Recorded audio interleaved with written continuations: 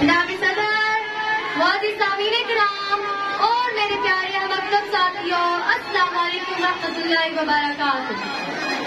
آج مجھے جس موضوع پر لب کشائی کرنے کا موقع دیا گیا ہے وہ ہے قائد تیری قوم کی پہچان کھو گئی۔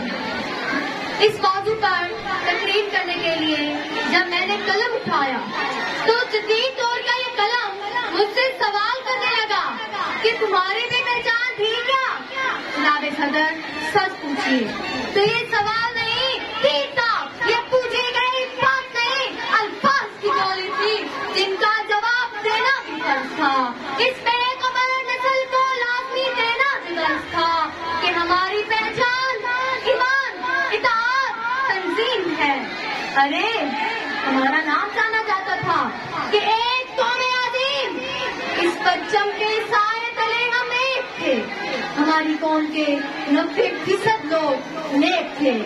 جبھی قلم تو بھی تو اقبال کی آنکھوں میں تھا، جو لکھتا تھا سچ تھا۔ قائد کی بات سن کر جناب کی قوم کہتی تھی انگریزی سمجھ نہیں آتی، پر جو یہ کہہ رہا تھا حق تھا۔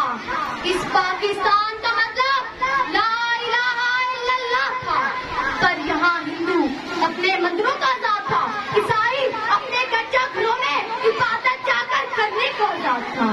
پھر وقت گزرا اور اچانک سے روشنی تاریکیوں میں بدل گئی، جب ایک قلم بھی دکھا اور زبانیں بھی خرید لی گئی۔ ہم نے اپنی دنائی والی پہچان کھوئی جب ہم نے اپنی غلطیوں سے بنگلہ دیش بنایا۔ ہم نے اپنی جرأت والی پہچان کھوئی جب ہم نے اپنی عبادتوں سے اس سرزمین کو باطل قوتوں کے استعمال کا اڈا بنا دیا۔ ہم نے اپنی غیرت والی پہچان کھوئی جب ہم نے آپ کے سٹی کو دشمنوں کے حوالے کر دیا۔ ہم نے اپنی پہچان کو کیا لا الہ الا اللہ والا مقصد تک کھو دیا، نظریہ کھو گیا، آج وہ سوچ کھو گئی۔ نظریہ کھو گیا، آج وہ سوچ کھو گئی، جو آ چکی تھی جو آج وہ کون سو گئی۔ نہ روب رہا نہ دبدبا نہ چلا رکو، نہ روب رہا نہ دبدبا نہ چلا رکو، قائد تیری قوم کی پہچان کھو گئی۔ یہ حقیقت ہے جو قوم اپنے اصل مقصد سے ہٹ جائے ان کی پہچان ایک دن کھو ہی جاتی ہے۔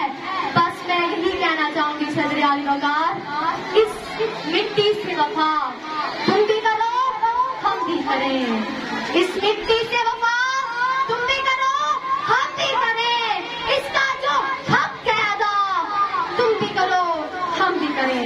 شکریہ۔